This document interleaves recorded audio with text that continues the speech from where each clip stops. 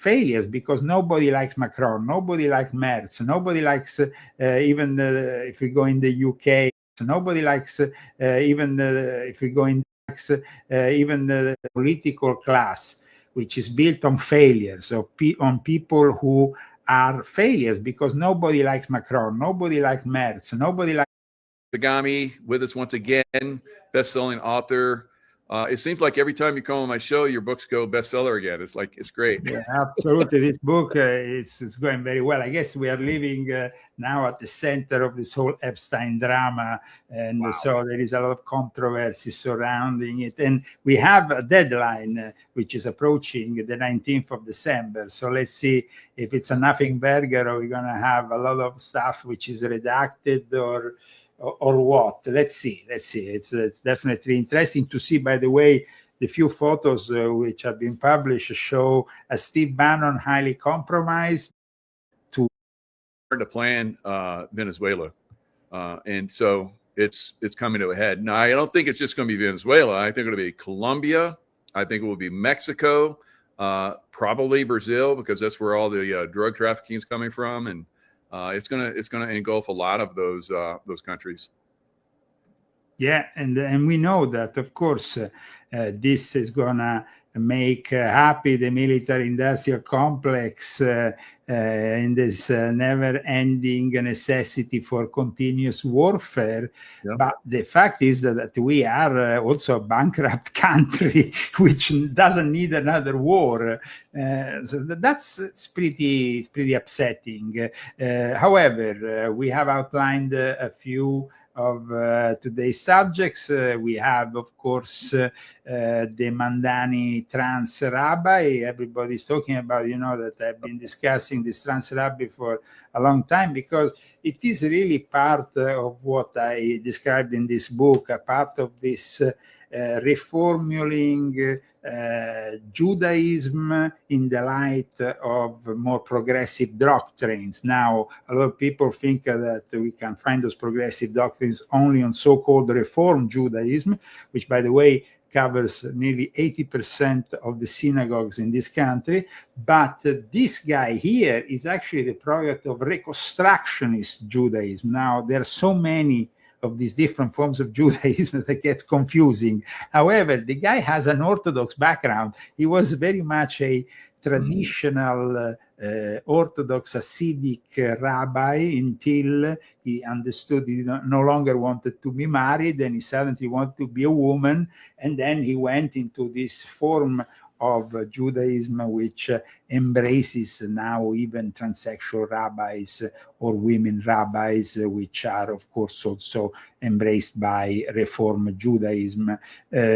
All forms of religion seem to be really going astray in one way or another. The Pope has the transsexual guested there for a special lunch at the Vatican, and then you have the transsexual nominated by Mamdani as one of the I mean, it's like the world is going crazy, and it seems like everybody it's obviously satanic. It's like God. Let's not forget that we had a former mayor, Rudy Giuliani, who liked to dress up as a woman. Really? I didn't even know that. Wow. Well, actually, if we go on YouTube, we can find a video of him dressed up as a woman with Donald J. Trump. Whoa. Was Donald J. Trump dressed up as a woman? No, thank God he didn't have that. All right. He didn't cross that line yet. He wasn't. He didn't go into that realm.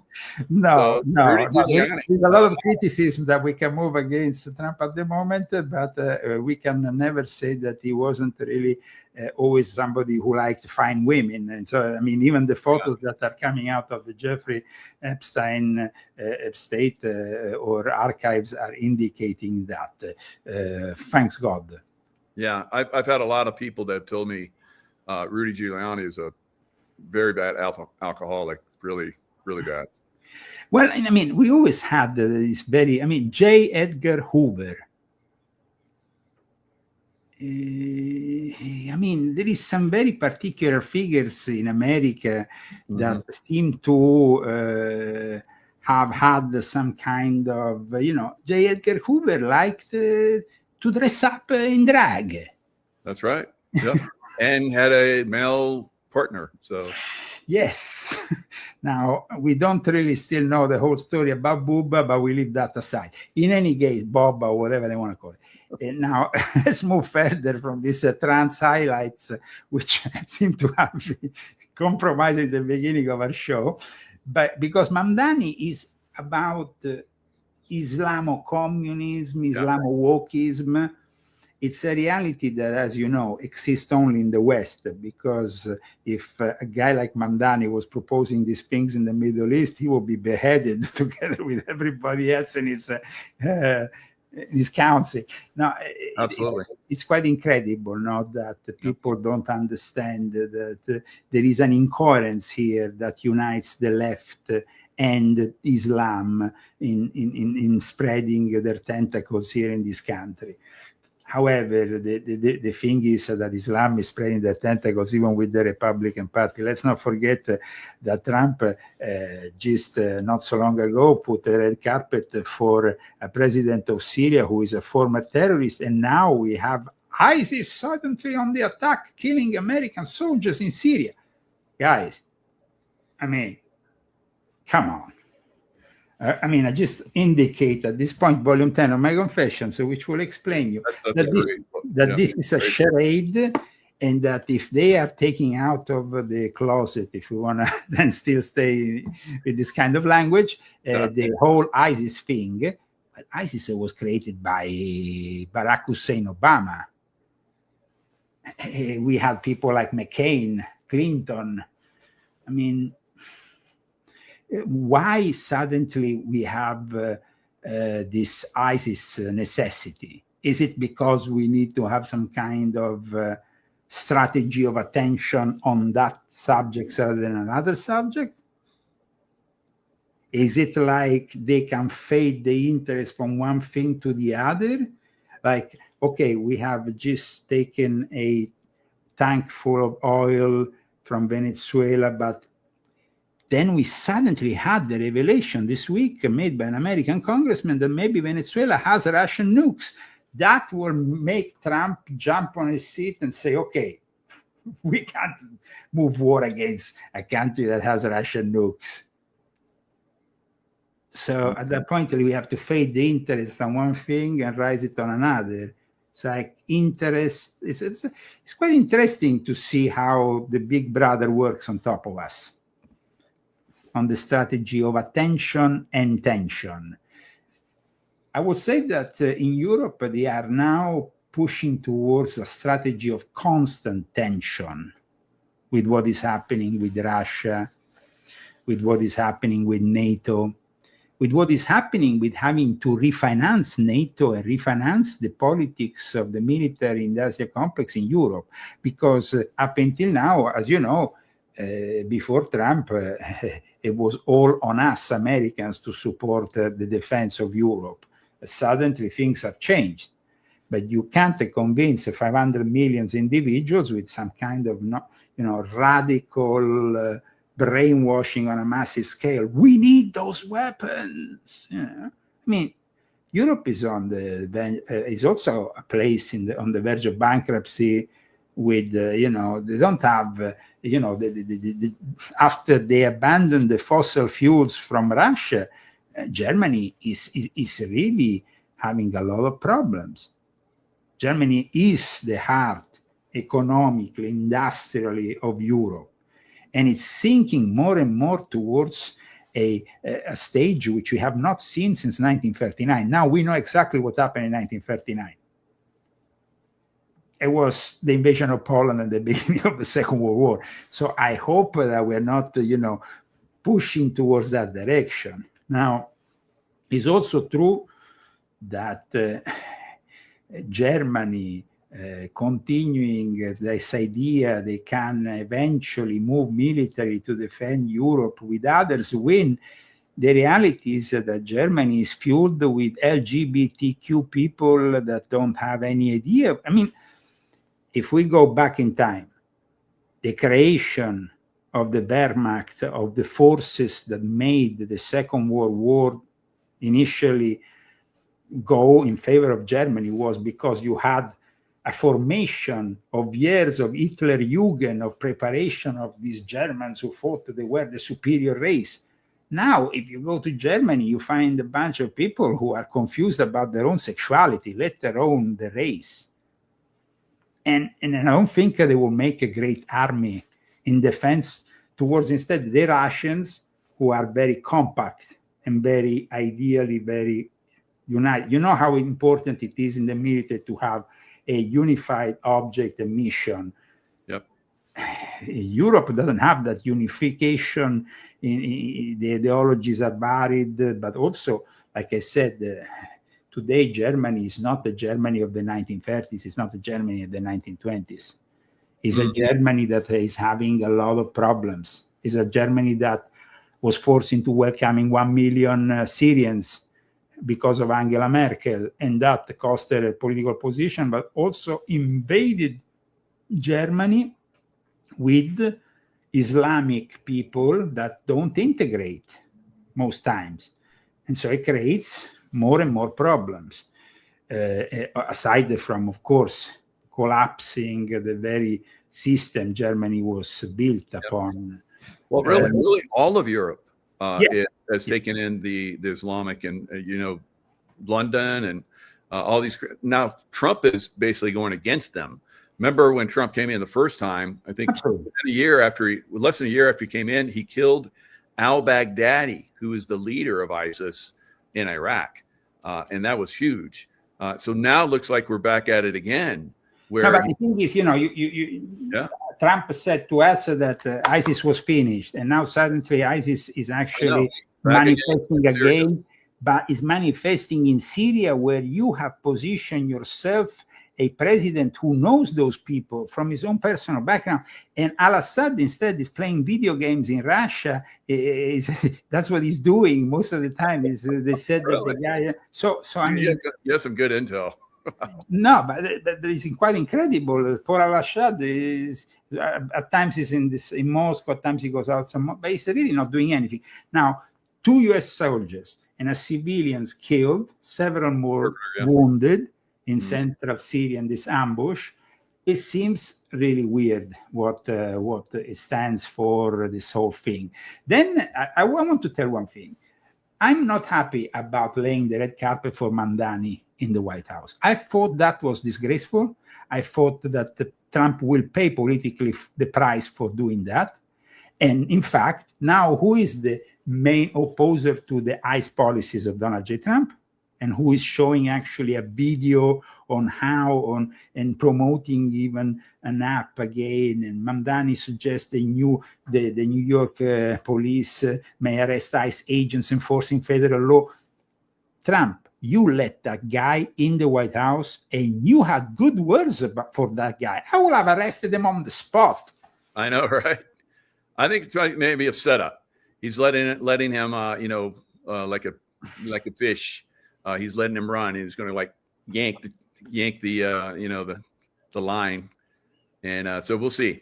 But I think a lot of these places are going to have to put up with federal troops coming in pretty soon, and that's not going to be their choice anymore. Yeah, but then federal troops that seem in a way to help Palantir and the rise of the AI dictatorship and cyber Satan state.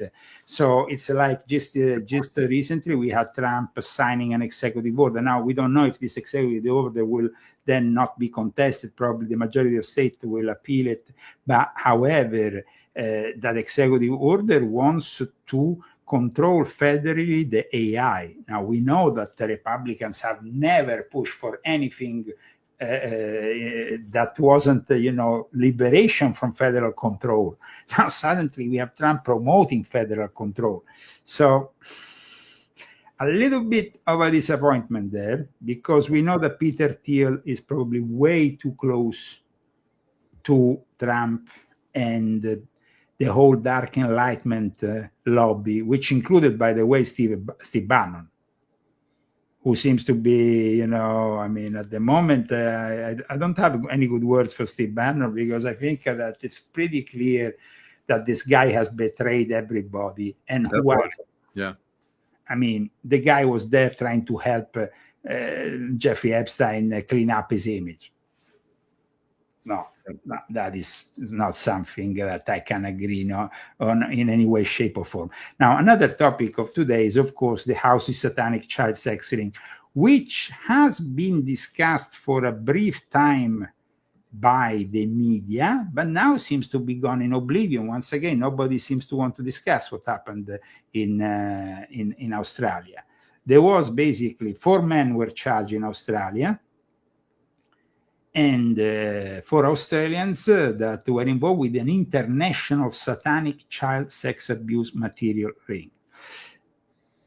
Now, like David Icke said the other day in an interview, and I agree with him, Jeffrey Epstein is not the only guy who ever did a human trafficking, pedophilia. No. Actually, he was relevant because he was connected, of course, with Israel. He was connected with the Sabbath and Frank. He was connected also with a lot of power. Yep. And Hugh Hefner did the same thing. Yep. There's this been going on for a long time. But there is other rings. There is a variety of powerful people involved with pedophilia. And it's very important that we understand now. This whole thing that saw the New South Wales State Police identifying and arresting the Sydney-based network, it's laudable. But why? They have arrested these people. They had a bunch of material. I've also found possible connection with the Order of the Nine Angles, by the way, which is an order which promotes this kind of, it's very much in bed with the pedophilia and with also promoting satanic rituals around pedophilia. Because this is not about what we have seen with this House's satanic child sex ring, is that it's not simply a sex ring, it's also satanic, a use of satanic symbolism, use of satanic rituals. And so that is definitely scary. And part of all of these elite circles, they all do it. And they all do it. So like we can say that probably the 26-year-old that was arrested, who, by the way, was called Landon Germanotta Mills. I think Germanotta is also the surname of Lady Gaga. But this guy is probably just an scapegoat for some more powerful people that will never get arrested in a million years. Absolutely. So it's sad to see that at the end, these powerful people behind them will probably get away with it. And there is not been any more further discussion. Also, another thing I noticed when it comes down to this news coming from Australia, it was not touched at all by the European media. People in Europe told me, Leo, we can find this news anywhere. It's like they didn't want to touch it. It was like, so why is that? I haven't seen it anywhere until I saw it on your website in that article. That's wow. Yeah, but my article provides also video from a news. From Australian news. It provides the possibility of going into deeper research. And as you can see, something was said in the Australian media, but then it kind of like, it ended up there. It was like, there's no further discussions on this whole thing. Now, going back to... Why is it so much of a connection to, because I've had many guests that have been part of the system, and they all talk about Masonic influence. What? Yes. Well, I mean, I remember still to this day, I was taking this car ride. I had been at a very important Masonic meeting back in the days, almost 20 years ago. I was in this lodge in Livorno. I think it was Livorno. A guy who was involved with the Italian. It's a little bit like the finance police, a mix between the IRS and the military, because that's the kind of training they have. And we discussed, okay, whatever. I mean, fine. I guess no one has the balls to do that, but and maybe those that do, find out the hard way not to do that, and that's why no one else does. He said that often also these rings somehow ended up in the Vatican, ended up with Vatican connections, and that was even more untouchable and made everything even more untouchable. Dang. So when you see also the blessing in a private audience, which I have included also in my book, of Jeffrey Epstein and Ghislaine Maxwell by a pope who is now a saint. Bless them, yeah. Oh my God. It makes you really understand that this world is pretty screwed up place. Starts to make it all come together. Wow. Now, you know that in one of our latest articles, I talked about that a really weird dentistry room in Little St. James that they try to cover up as being,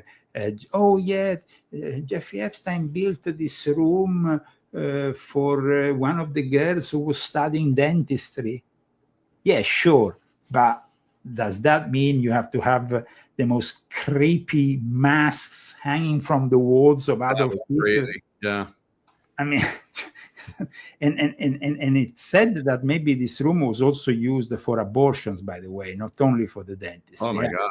So it's like dentistry can be, and you know that from being in the field, a very interesting and very evil form of torture, because if I get your dentist to torture you, you're going to give up any secrets possible and imaginable, like in the movie Marathon Man, which right there, yeah. It's went into his nerve. Oh my God. I think it's the worst form of torture possible. I can't imagine. I mean, yes, I've been through some training for torture, but there's no way I can't imagine. I could say that maybe the worst torture than that would be if I don't know. I mean, if I go with an iron on your balls, you know. Yeah, I know, right? So, yeah, that would be pretty tough. That would be pretty tough. I think this is cutting one of them off or something. It's like, yeah, that would be over the top. But yeah, that's definitely unbelievable. No, and it is unbelievable. And this is the room. The room. With these creepy masks. That's what the heck. And it's like I was earlier on my show saying I find it really weird to believe that Alex seems to seems to think that this is a hoax by the Democratic Party. I mean, hoax of what? What is the hoax here, guys? Yeah, I know. Misdirecting, probably. Maybe he's got some people that are puppeting him. Yeah, I mean, of course, everybody wants, to go with a narrative that fits their own agenda. Yeah. But here, guys, as truth seekers, as truth tellers, we have to be completely honest. Just truth. Period. Truth. That's it. That's it. The truth at times might hurt you, and I'm sure that in 2025 probably will be known as the year of the great disappointments. Yeah. Heading towards a year 2026 that will probably a turning point towards the worst, with the advancement of robotics to a level which Europol, in a report, has said that they are preparing for riots in Europe. So when they are already preparing for the next stage, when the workload is passed on to the robots, the people are given the universal basic income, but those people will become majorly unsatisfied, and then they will go in the street and riot, and they will not find any police. They will find RoboCops there. Oh, yeah. that they won't be able to get through them. No. Yeah, watch the movie RoboCop. That's whoa. But I think I just saw this one video where this woman was saying that all of the stars and music industry, they're all leaning down like ridiculously. I mean, very, very lean, to the point where it's like it looks unhealthy. And that's part of, and her idea was that they're preparing the population to be able to handle starvation. I'm like, wow, because they're influencers, Hollywood. Well, let's not forget that not only they are influencers, but Hollywood is also hardly hit by the AI development that is really gonna influence a lot. There is a creative takeover. I mean, there has been people now in the guild that creates, for example, the cartoons for Disney that is investing over $1 billion on OpenAI and all stuff.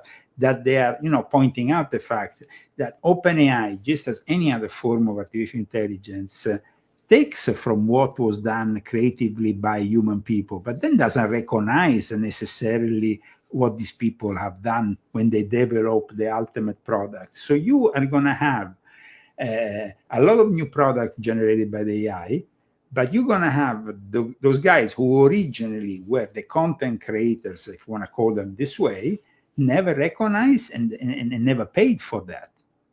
So it is a moment in which, like you stated just a moment ago, they are bowing down, but because of necessity, they will be probably inclined to do anything that pay their bills soon. Because in 10 years from now, Hollywood will be probably fueled by AI-generated actors. Exactly. They're all going to be gone, just AI. And maybe that's part of what they're doing too, to get you used to like these plastic-looking people that are, don't seem real anymore.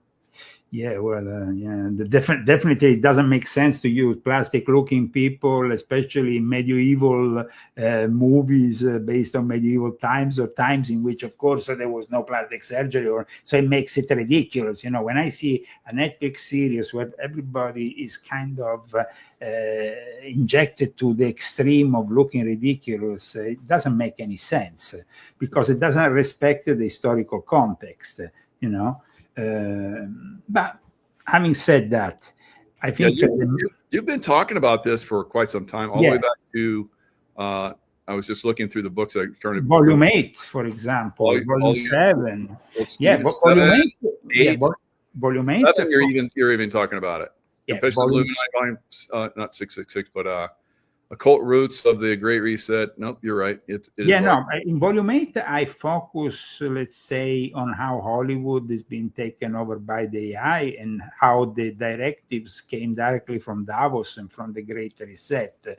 So it's part of that agenda, because we have to never forget that all these producers, all these big investors in the Hollywood are every year to be met in Davos. In what you are showing now, Volume 9, which is part of this trilogy of the Cyber Satan, which is Volume 6.66, Volume 7, Volume 9, I also show how Ukraine is an experiment for the rest of Europe, possibly even the rest of the world. Wow. What is happening there by also they are forcing a merger of your ID, your bank card, your passport in one, all in the name of security and of necessity out of a war that is impending. And of course, it creates that, it facilitates that pact with the devil, if you want to call it, that diabolical Faustinian pact. So now, this one was probably one of the most enlightening for me, because I had many, many questions after having, served in the Middle East, in the SEAL teams and in the CIA. I was like, what is going on here? For a lot, every place seemed to be different. And I spent some time in Beirut, where we can talk about this in a second, where the Pope was. And Beirut was like a complete dichotomy. You could see the Christian side, which was, I believe, the most beautiful church bells. I was there during Christmas, the Christmas lights, best I've ever seen anywhere in the world. And then if it was right next to a Muslim area, the Muslim community looked like total, excuse my French, but shit town. But, and right next to where this Muslim, extreme poverty town was, if there was a mosque, it was burned and there was no one there anymore. For like a cathedral, gone, burned, no one there anymore. So they were slowly encroaching, taking over all of, and I think you mentioned it in one of your articles, how it's down to 30% Christian now. At one time, it was like over 50%. When I was there, it was probably 50%, but that was about a decade ago. So crazy. No, it's important that the Pope, went recently to the Middle East. He first included Turkey, of course, in his journey. Turkey, you have to understand, Turkey is the most modern country in the Islamic world. Yep. It was modernized, though, by the Young Turks, when they fomented then the rise of what will become Ataturk. Ataturk was a guy who took over the role that was of the Sultan and the Ottoman Empire that kind of crumbled, but it was also because Western Freemasonry, France, but especially England, wanted the Ottoman Empire to collapse. And from that collapse, unfortunately, comes all the problems in the Middle East, because the Ottoman Empire was most of the Middle East. And so today, everything that we suffer in regards to any place in the Middle East is because, Egypt was part of the Ottoman Empire, Syria, everywhere, Jordan, all those countries didn't exist. They existed after, and they were almost an artificial construct, like I explain in my book that you read, volume 10, of British or French Freemasonry, who also, they kind of divided their spheres of influence in the Middle East. And then we had also some element of the Germans also that comes in. But it was also connected to the Dommeh, the Sabbateans, this heretical Jews that had become Muslims in 1666 with the Shabbatai Zevi, which I discuss also in my book, because the Sabbatean Frankists, the most powerful Jews, originates from the Ottoman Empire and then moves into the more Eastern European setup, where then we find, of course, the ancestors of both Jeffrey Epstein and Ghislaine Maxwell, and all those people, like, for example, Woody Allen or the other people that we find hanging out with Jeffrey Epstein. Dershowitz, who is no saint for sure, who even tried, like I explained in my book, when he was interviewed last summer, to justify, no, the girls were only 16, or they were only... There is really... they always love to try to justify themselves when pedophilia cannot be justified in any way, shape, or form. That's about it. However, in the Middle East, as you know, as well as in the Far East, there is a tendency at times to get these girls to marry very, very young. And now we, unfortunately, have already in countries like Great Britain, because the Sharia is arriving together with this massive Islamic presence, we have the acceptance of young girls' marriages with the younger, even here in America. It's pretty shocking. You saw it yourself in countries like Afghanistan or whatnot. I mean, or Iraq or other countries. 13, 14 years old. Yeah. And the girls wanted it. For most of them, they wanted to get away from their families, and that was the way they were going to get their freedom, or at least that's what they thought. But didn't. Yeah, but then it becomes, I heard the stories. I remember I had a friend many years ago in England who was the girlfriend of a very dear friend of mine, who escaped from one of these situations in the Middle East, married forcefully into a marriage she didn't want. And it was a shocking story of survival, really.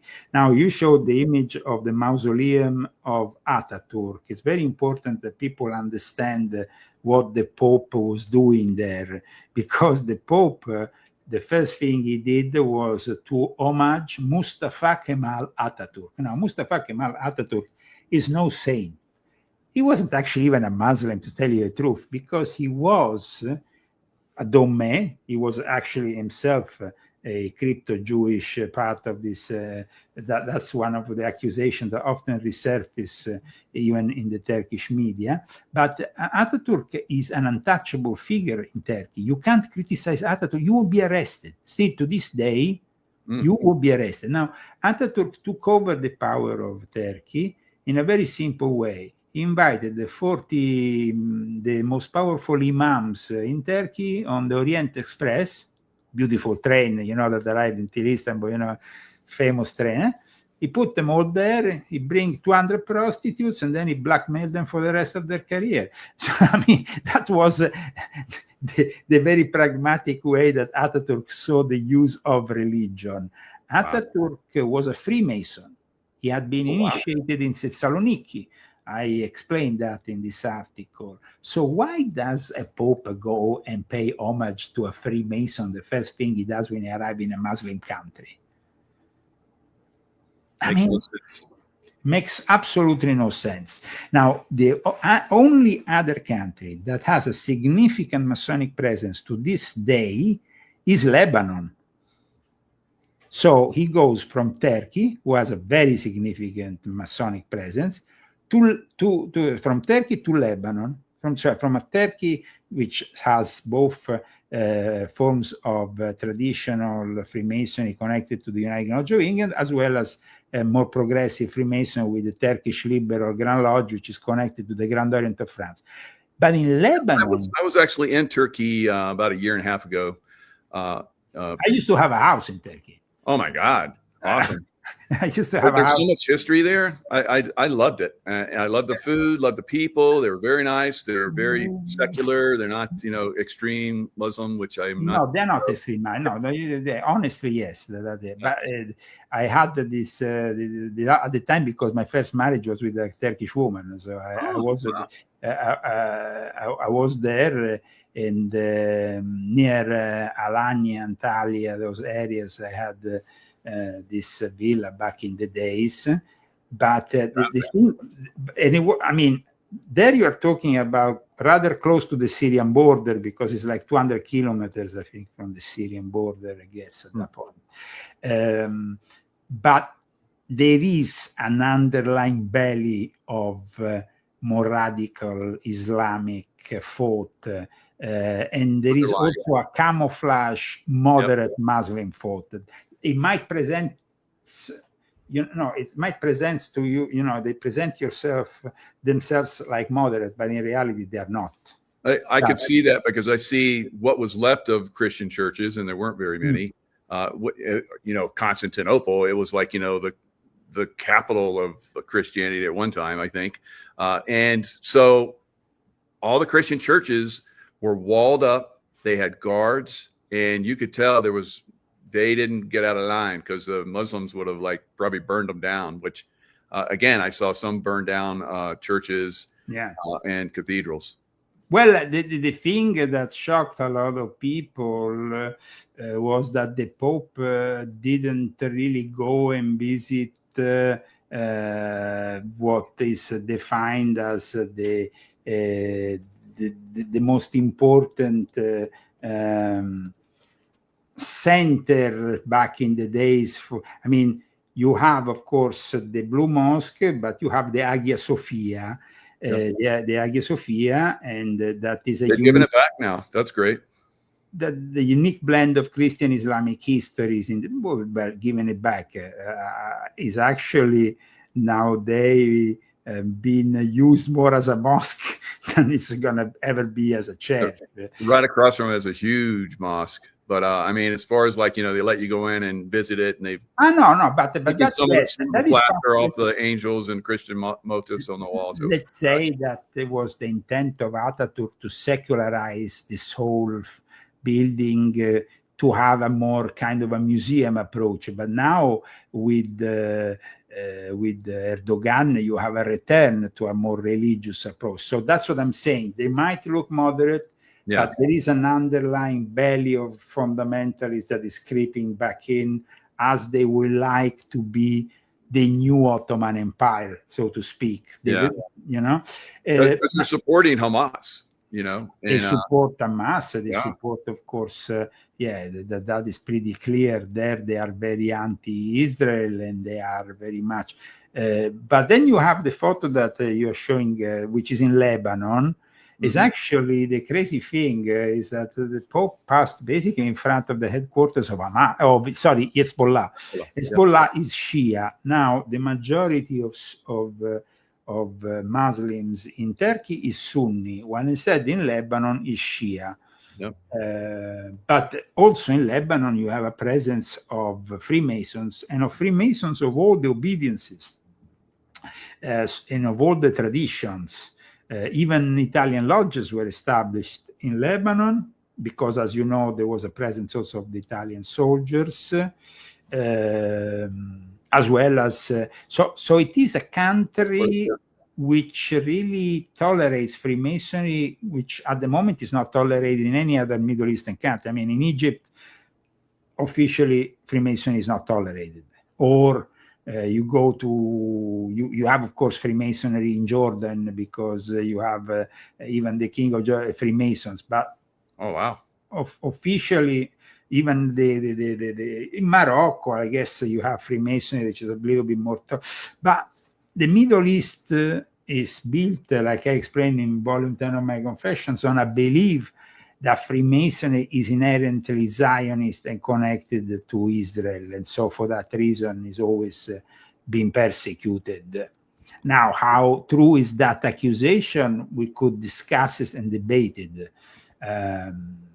But the Pope that goes there and, of course, is passing in front of the headquarters of Hezbollah means simply one thing, that this whole fundamentalist lot of people, being either Hamas or Hezbollah, so being either Sunni or Shia, they are all in bed with the Pope for the one world religion, because that is really what Pope Francis started and what they are continuing to promote and what he's trying to promote here. So another interesting information that I can give you instead regarding the Pope, and this is a very interesting information that I can maybe pass on the screen. We can maybe show it to your audience. Let me share it from my side. Is this here. Chef in homosexual marriage to oversee new restaurant at Castel Gandolfo. Now, we know that the Pope, now, we can't get the sex trafficking, but we can get the headline for homosexual marriage. Yeah, that's fine. I mean, we know that, for example, the Pope is passing more and more time in Castel Gandolfo. Now, Castel Gandolfo is a bit outside of Rome. It's usually the summer residence, but for some reason, Pope Francis never used it. Ratzinger was temporarily isolated there when he gave up his papacy. Castel Gandolfo, which some people refer to as Gandolf Castle, is the place surrounded by the Satanists. It's there, which I describe also in articles you can find on my site. It's been historically connected to Satanism because it also has an ancient history, the whole area there. Now, Art Smith, a celebrity chef, longtime LGBT activist, will help run the restaurant currently being built on the grounds of the Pope's retreat. So he has a nice restaurant with a homosexual chef. And that's how it is, guys. Well, at least he's not like Obama's chef and dies in 3 feet of water. Well, yeah, that definitely was a very strange thing that happened. But I mean, I would say that every president is compromising one way or another. So Obama, then anybody that touches on the presidency in a way, even Marilyn Monroe ended up in the way she ended. Sure. So I mean, today we are in front of a situation in which a lot of interest is given to Trump and the Epstein files. But let's not forget that maybe too much interest is given to Trump in regards to the Epstein files, because the Epstein files are much more than Trump only. And that is really what maybe should be discussed. I never saw one single journalist ever explaining why the Pope, John Paul II, the future saint, gave audience to Jeffrey Epstein, Ghislaine Maxwell. Nobody. There is a photo that, but nobody gives an explanation. I gave the only explanation in this book, but I tend to think that the media is is so controlled these days that they don't even question things that could lead us, to maybe some interesting answers. But that's not really what the media want to do these days, because they are simply parrots to whatever is the agenda that is promoted by their owners of this, the media controlled in every aspect. That's why also we have the whole controversy surrounding IPAC or the financing of the Congress. If that though becomes an issue, you will see like people probably like Newsom will refuse to be financed, because then that will make him more credible. Who knows, The problem here is, Michael, we are facing in a year from now a radical transformation of the Republican Party. And I tell you, that is going to be shocking for most people, but in 1 year from now, it's going to become all more clear. The midterm elections are going to become that turning point. It's going to become that turning point, and it's not going to be for the best for the Republican Party, I think. And at that point, a lot of people that were supporting Trump all the way will, of course, have to think for their own political future and political benefit and maybe, rediscuss the future of the Republican presidency, Republican Party, and of course the future presidency, because we have to understand that I don't see J.D. Vance as being a credible and suitable candidate. I don't know. Yeah, I don't either. So I think everybody's pretty much on the same kid of music. But the alternative, I don't know what's going to be. So we. Yep. Then, of course, regarding Europe and any American involvement, well, I think there is a lot of talk from of course, Trump and, of course, his administration in support of certain populist parties that can oppose the left. But it's talk, because then now they are talking about, this leaked secret plan to break EU nations away from Brussels' grip. Brussels was created by the American intelligence after the Second World War and the Jesuits. They took the French-German acts. I mean, I explained that in volume 12 of my Confessions. As you have read it, you know that I explained exactly what happened. They were basically planning, even before the fall of the Nazis, they were already planning for the future of Europe, right, that France and Germany will be the leading nations of a future unified Europe. And eventually, initially was a community. There was the Treaty of Rome that was signed, in fact, in Rome. And then that led eventually to what we know today as the European Union.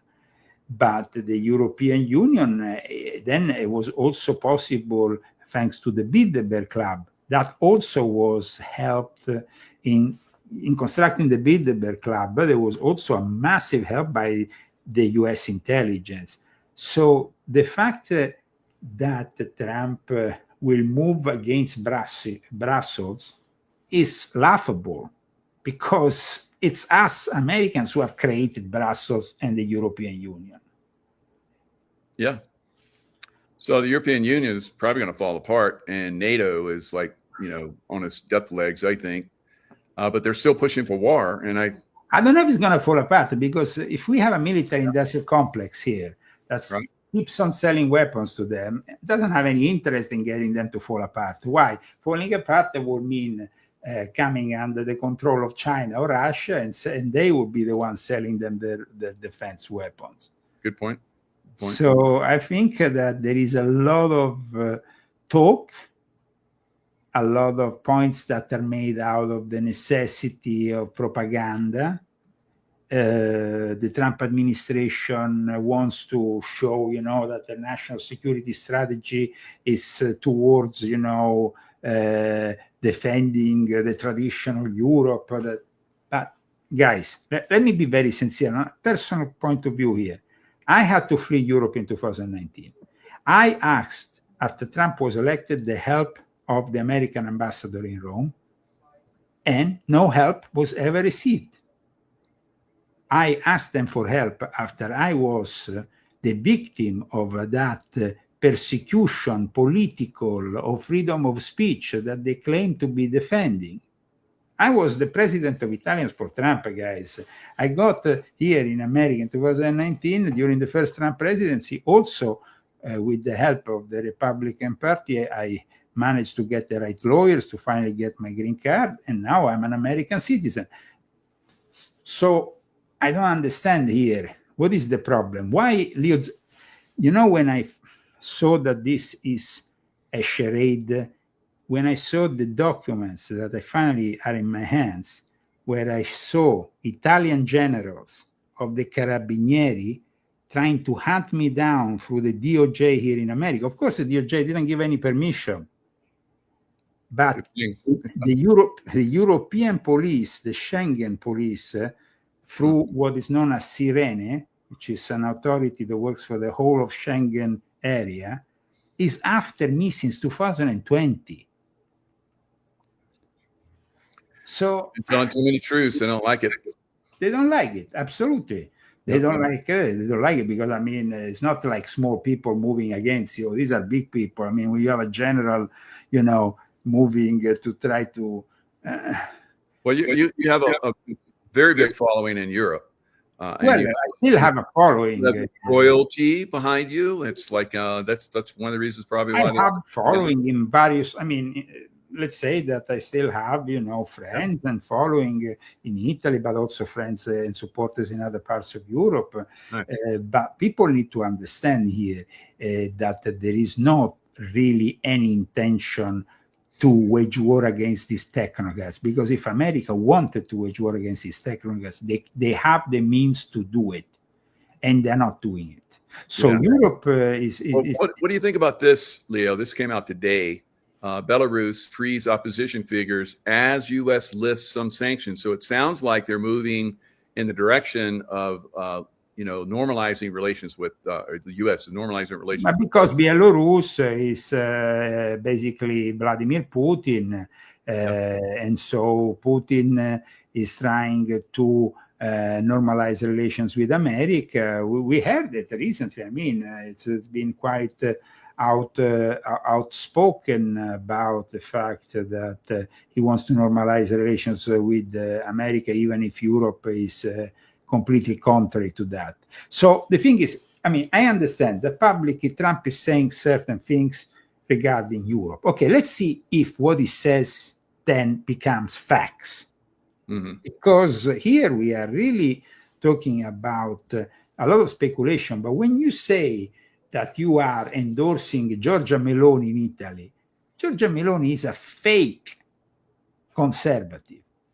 Is a fake conservative who at the moment is carrying on her country, monitored by the president, who is by tradition always a leftist, connected to the what we call the Masso Mafia, which is the Freemasons that connect and control the mafias, Ndrangheta, Cosa Nostra, Camorra. I'm talking about all the various mafias. So the country of Italy is completely corrupt. It's almost like Venezuela. Yeah, Trump's going after Venezuela because it's cartel. So, but that is also another thing. Venezuela, Venezuela at the moment doesn't. Let's see if these nukes are real. We know there is already a high level general of the Russian military in place in Venezuela for the last few weeks. We know that there is at least a couple of hundred Russian elite soldiers ready to train the Venezuelan armed forces there. So these are facts that are already proven. In in regards to the drugs, it's an excuse. It's the oil. It's not the drugs. Let's be very honest about it. It's the oil. Of course, we had the whole Treneragua and the whole thing about, pushing these gangs that really entered the US and created a lot of damage. But do you think that Treneragua and the others gangs were not in contact with the CIA or had some kind of, way of, if I enter with 10 people and machine guns in a building in Aurora, in Denver, I will be arrested. These people were untouchable. Who made them untouchable? Yeah. And so there is the corrupt governments. I think Colorado is completely corrupt, and that's going to be changed. But of course, some people are saying Venezuela elections were hijacked. But Venezuela is a banana republic, just like in the typical tradition of South and Central America. And of course, the Maduro is a dictator and is a fraud. And I have no sympathy for Maduro. That's for sure. Maybe that Russian general and all those elite troops there to escort Maduro back to Russia, and they're going to get the $50 million reward. Well, I'm sure that he might end up then like al-Assad from Syria, who is playing video games all day in a nice setup in Russia. But it's more complex with Venezuela, because we have seen the intervention of Pope Leo. Pope Leo has intervened directly, criticizing any intervention the United States in Venezuela. That has not happened, to my knowledge, for Syria. And so Pope Leo intervening directly into the discussion. Pope Leo means the Jesuits. The Jesuits are the ones who control South and Central America. Yep. And you have Zelensky and the Pope. Zelensky went to visit the Pope in Castel Gandolfo. Probably there was the gay probably had the gay chef preparing some nice stuff for him. But in any case, Zelensky went to Rome, and that was also another big disappointment. And plus, once again, seeing this charade, Zelensky going there to Giorgia Meloni. Giorgia Meloni say, and Zelensky, I trust that everything will be fine, because it's like Zelensky went to the Pope, guys.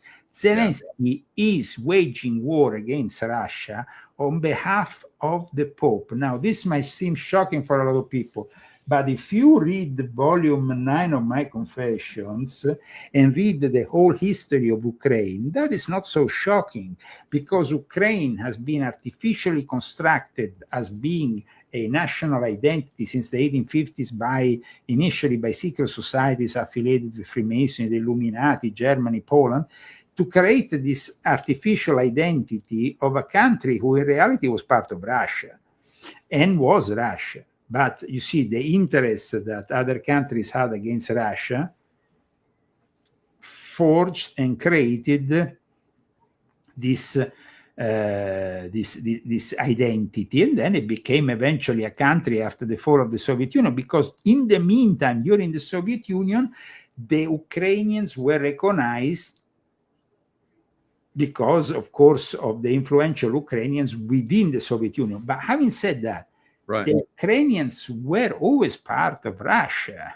It was simply historically part of Russian history. Now, I just want to show this. Zelensky has a $1 million villa in Italy, so Tuscany. So no, but I would like to show you something even better than that, if you want. Okay, no, because then people always say, but Trump here, Trump there, Trump everywhere. He promised us the end of this war in 24 hours. Now, after a few months, this is the toilet, the golden toilet that the principal collaborator of Zelensky built for himself. I wish I had one. It looks very nice. Saddam's palace had a bunch of that, had golden toilets and sinks and stuff. Yeah, I mean, it's incredible. I actually got to sit on one. It's like a regular toilet. It's no big deal. No, but sitting, okay, but I mean, it can be kept. I think that it can be kept clean and everything very easily. I mean, it's cold, so it's very easy to. Yeah, maybe. Yeah, you know. In any case, maybe it kills bacteria better. Who knows? Yeah. Let me tell you, this toilet was built with mine and your money, with the money that we pay in excess when we go to the gas pump, when we go to the supermarket, when we pay taxes. Absolutely. That's so what's frustrating about it. Totally. Trump promised America first, and America has not been put first. Because, guys, I'm fed up of giving money for other countries. We could stop this war in Ukraine in 24 hours. And it's always the same thing. Trump issues the thing, and then he gives them. Then the Europeans and Ukraine don't agree. I think the Europeans NATO keeps interfering with the Of course. That's a problem. Because Russia, I mean, Trump met with Putin in Alaska. I think they had a really good plan, and the Europeans keep getting in the way. They keep saying, just blow that off. We'll support you. We'll give you money and weapons and so forth. Like we said, who created the Ukrainian identity? The Germans, the Polish. Like I explained in my book here, orders like the Order of San Stanislao, these are order of knighthoods that go back hundreds of years, very influential in Ukraine and Poland, and Catholic order, a Catholic order that goes back to the Vatican. Only a month ago, the Vatican celebrated a special mass for the Ukrainian forces with the Secretary of State of the Vatican, Parolin. They are waging war because it's about expanding the power of the Church of Rome instead of the power of the Orthodox Church, which was very influential up until the beginning of the hostilities. They were persecuted.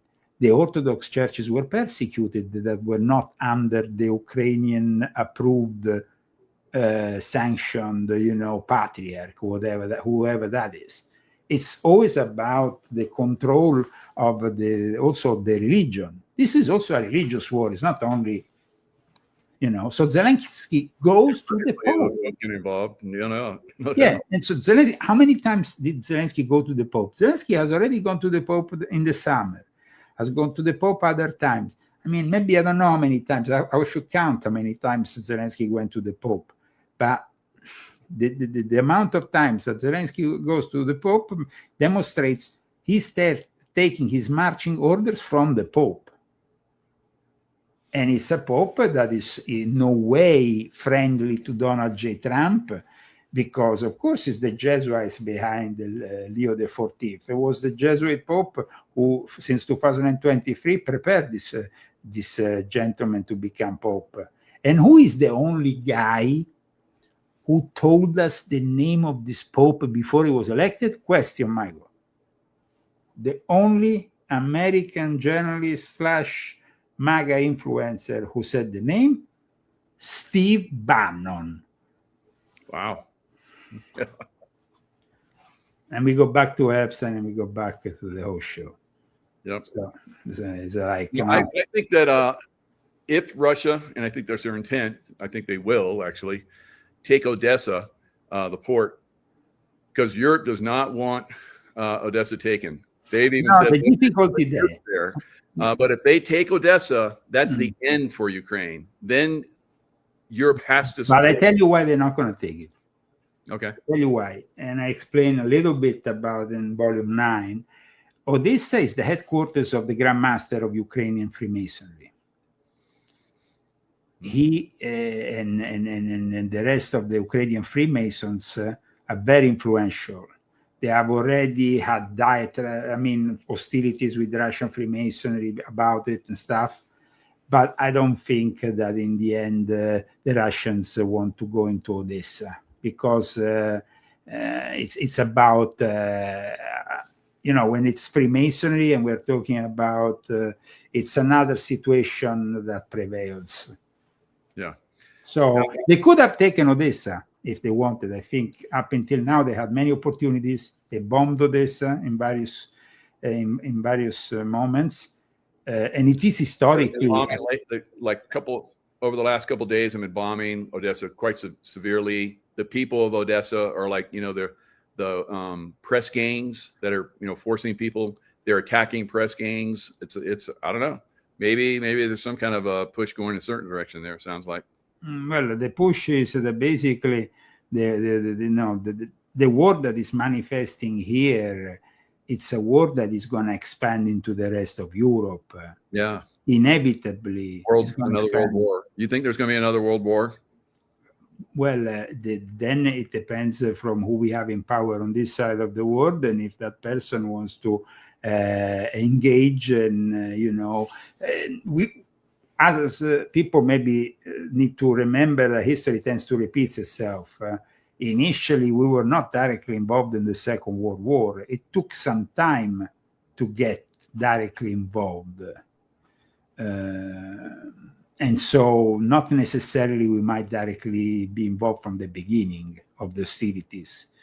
But Europe will become that battlefield that might be required by the New World Order in order to then implement the next stage, which will be a much closer one world government scenario.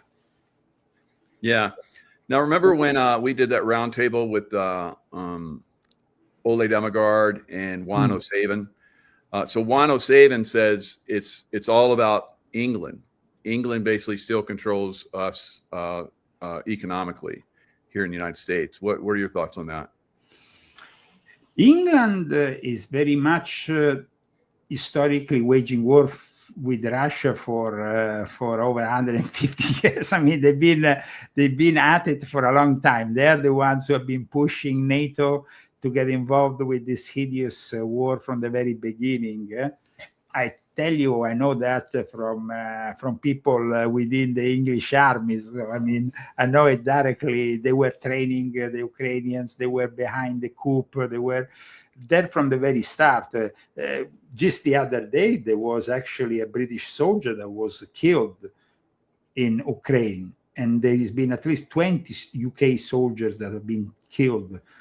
Oh yeah, Portuguese too. I guess there was a group of Portuguese in one of the cities, and they just. But historically, let's say that the English have been fighting the Russians for even before they were. Even before they were the Soviet Union, so even when they were the Russian Empire, even if the Tsars were related to the Queen Victoria, there was a relation, but there's always been jealousies and things going on, and so yes, the war has been always there between these two factions. In reality, if you ask me today. Who is really the driving force behind Europe? I will tell you England. But the connection with America, well, it should have been severed in 1776. But there is, of course, some remains of it that might be visible at times. Yeah. Having said that, we officially severed this in 1770. So there is people who tend to bring back the fact that in reality we still bow down to the British imperialism and to the monarchy in some way.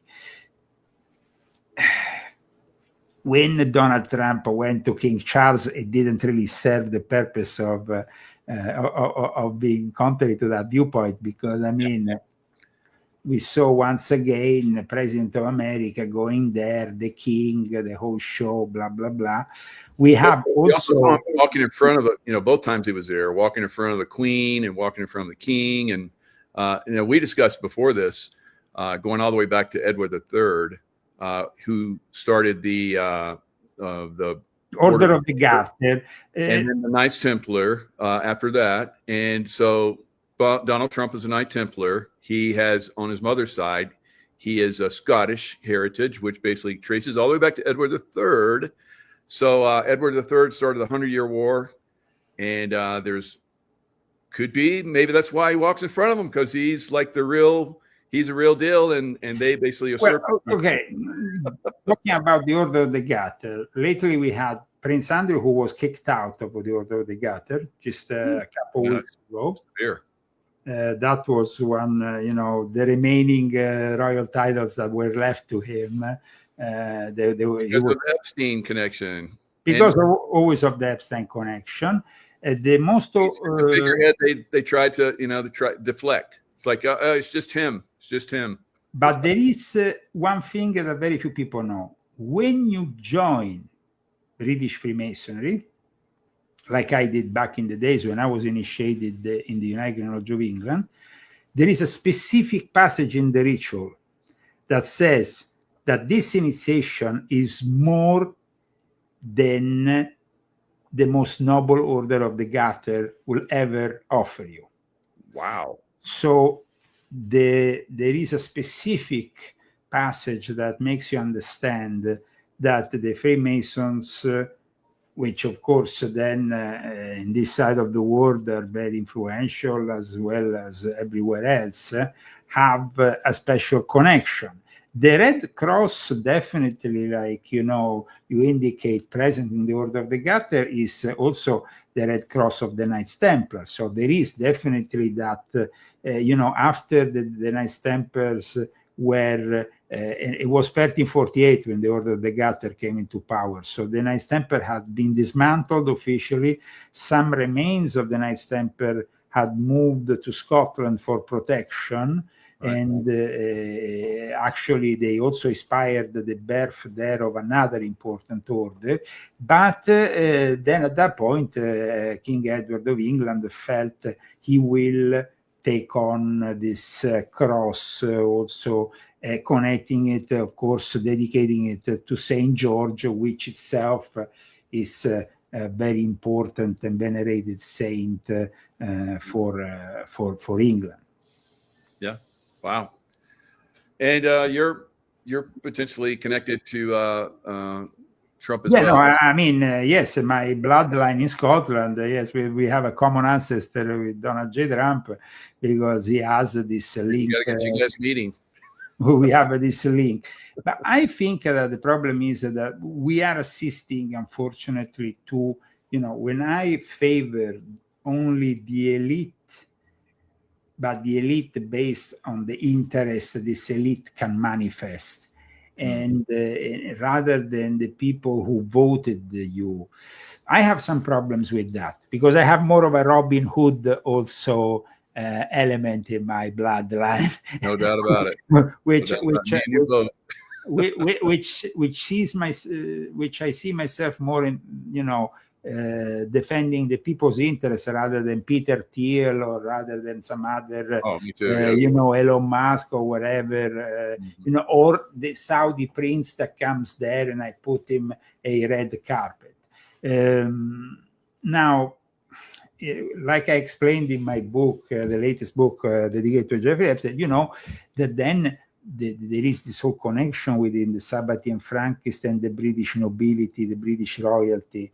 That saw also the nobilization of the Rothschild family, the fact that they started to mix with the nobles, royalty. And they established Israel and they established Israel thanks to that. Star and all that stuff. Yeah, they established Israel, and Israel became a manifestation of that idea that they had in England, in the Puritan circles, about bringing first the Jews back to England where they had been kicked out, and then back to Israel for the manifestation of the end times. It seems that the plan went well. So now what we're going to see next? I mean, what is the next step that they're going to undertake? Rebuilding the Third Temple? Is it going to be about manifesting the Antichrist as well as the Messiah? It is this really that we have to think about. The cyber Satan, AI, robotic reality, aiding a force that we were warned would be the force of the mark of the beast. And so it is important that we understand that everybody like Trump trying to do good things initially, but then of course finding itself in the hands of these people that are definitely in charge of Washington D.C. This drainage of the swamp has been. I mean, have you noticed that Trump has not discussed the drainage of the swamp for the last few months? It's not been a mention. So why is that? I mean, why is he not interested in draining the swamp? Because that is what we should be. And then at the same time, though, we have another interesting element that today I want to bring you out in the last minutes of our show. You remember I talked about in 1991, Les Wexner had created this Jewish study group, this mega group. I don't know, we discussed it in the past, now when I discussed my book. Now, one of the members was Steven Spielberg. Steven Spielberg, who is now going to be bringing out a new movie that is kind of being placed as a turning point for the revelation of the alien reality. They even claim, some sources, that maybe he might have access directly himself to UFOs in the making of this movie. Mm-hmm. But Steven Spielberg is also part of this whole clique of people. And then, of course, we have a lot of talk these days about this comet that is passing and everything else connected to it, either as a way of bringing more disinformation to the fold, or either or something really revelatory that is going to happen. So I think that the UFO phenomena thing, which there's been a lot of talk about, it's still unfolding and has still some kind of moment that might manifest more in 2026. So what is your idea, Mike? So yeah, it's a possibility. Very, very strong. I think it's going to manifest. It seems like they are, pointing towards letting us. I mean, Trump understands that he needs to do something dramatic to make us come out of this negative loop of sorts. Maybe that could be a possibility to bring him, to bring his legacy to an historical. I mean, he has how many years left? He needs to leave his legacy. I mean, for me, if I was president now, the most important thing would be my legacy. When I'm in the second mandate, I don't have any more future in politics, and I will be retiring as a private citizen after 2028. So I think that could be a point that maybe Trump would like to touch in a way. So that might be, but at the same time, we're going to see how the UFO disclosure is going to also affect how the AI is threatening democracy, how the AI is manifesting, because as you know, I have always discussed since volume 7 and volume 9 also the topic of reverse engineering at the basis of the AI revolution that we have today. As a product, the AI as a product of this AI revolution. And I think that we need to understand that today, if we are living immersed by this digital prison, is because of that. I've said it in the past, and I'm never gonna. So the fact that today we are living an erosion of the democratic trust and accountability, that we are gonna be flooded by more and more AI and more robotics. How much of this artificial intelligence is already in our present politics. That is what I've been asking myself more and more in the last few weeks when I see these politicians passing laws, passing this and that. But how many of them nowadays simply go on Open AI or Grok, whatever it's called on X, Twitter, and then formalize, maybe my future law proposal with the AI. Mm-hmm. Even the Microsoft Pilot publicity gets them a lot of insight these days.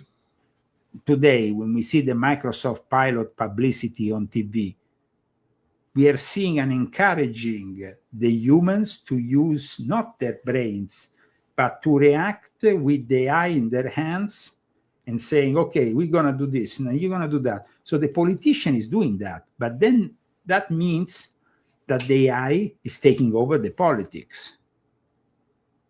So the AI is running more and more things, and these politicians are going to become simply more and more puppets in the hands of this AI, until at one point, maybe the Americans going to realize that they're spending a lot of money for a bunch of puppets.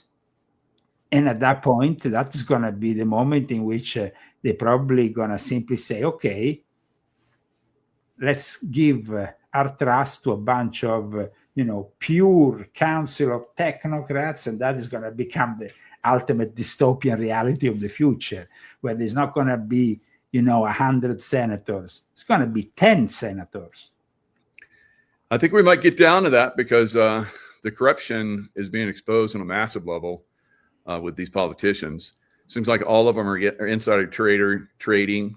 They come in with $100,000+ and they leave, and after 4 or 5 years they have like 15, 25 million in their accounts. People are getting disgusted with it. I think they're but in fact, what you're saying is very good, because it fits in perfectly also with all this infighting between people of the same parties, or Trump against the Democrats against Trump. Everybody is becoming disillusioned with politics that doesn't deliver really the change that we really want. Politics is becoming the disappointment. Totally, yeah. And so the future then becomes the future where we actually demand the AI to take over. We demand that autocratic element to take over. But at that point, the surveillance, privacy, authoritarian tendencies, which people like Peter Thiel and Palantir are already preparing for us, means that we are all controlled. I mean, in China, they are already working with the AI on a massive level, credit score system. I believe China is winning the AI war, and they probably will win it, actually, unfortunately. But what is winning the AI war, Michael? Because winning, yeah, it's a good point. What is winning? Where you have more control, where you're using more AI. If I become a dehumanized shell of a man in the hands of the AI, is that going to make my life better? No. It's we see, for example, where all this is heading, and it's heading in a direction in which the humans are definitely becoming. Now, let's be controversial for the last few minutes of the show. Nick Fuentes, the guy has never had sex, and he's a 27-year-old male. He describes himself as an incel. What the heck is that? You have never had sex, 27 years old? What kind of man are you? No, but that is and he has millions of followers who are like him. Millions, yeah.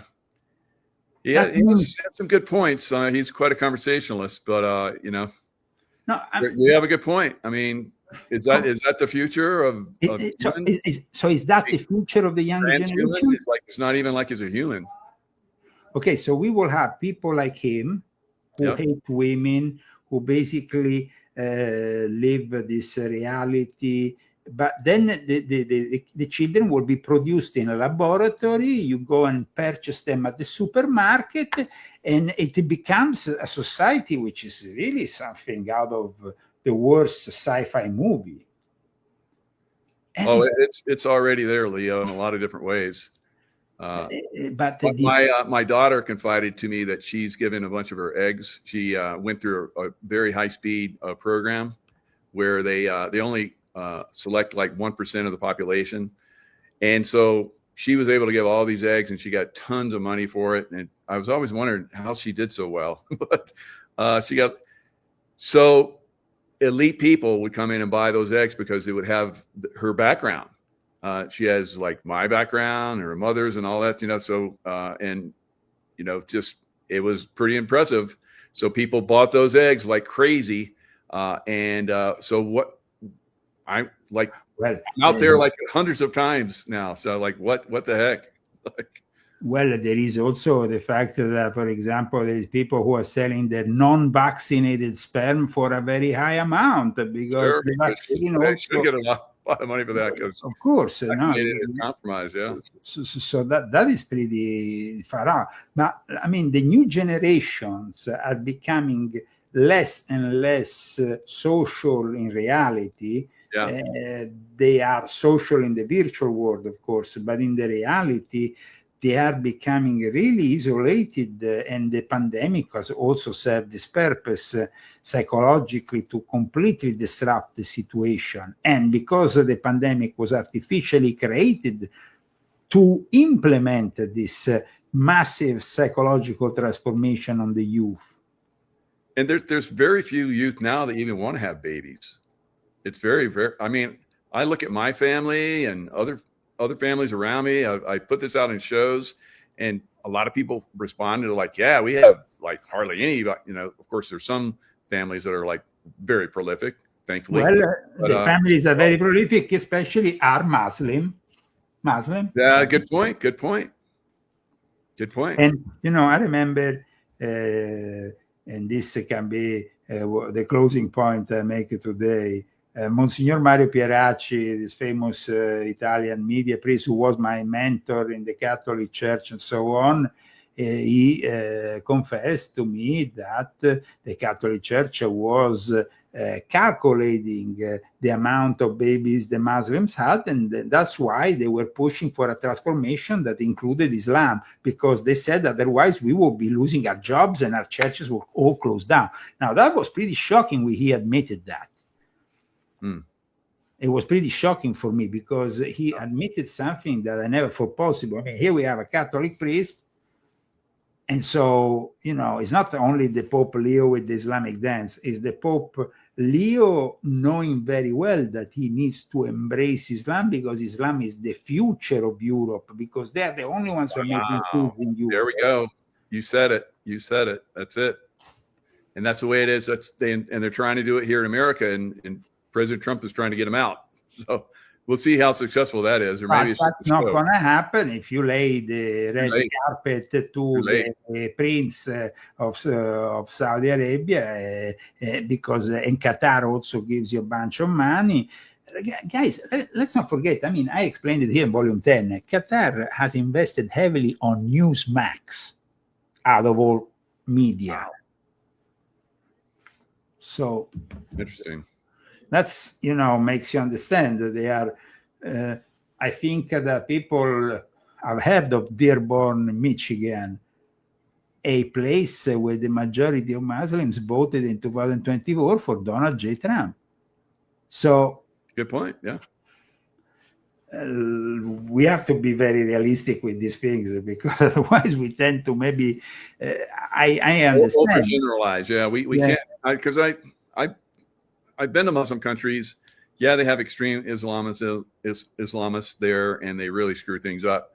But for the most part, they have good people. Muslims just like everybody else. Absolutely, they have very good people just like everybody else. So probably when it comes to the family, religion is a problem. Religious religion is the problem, but also, I mean, the families, the Islamic families, have a concept of family that at the moment seems to protect those traditions in a better way than we as Christians have done, because our Western society is fracturing, and these people instead are producing babies like we do in America, and it's expanding.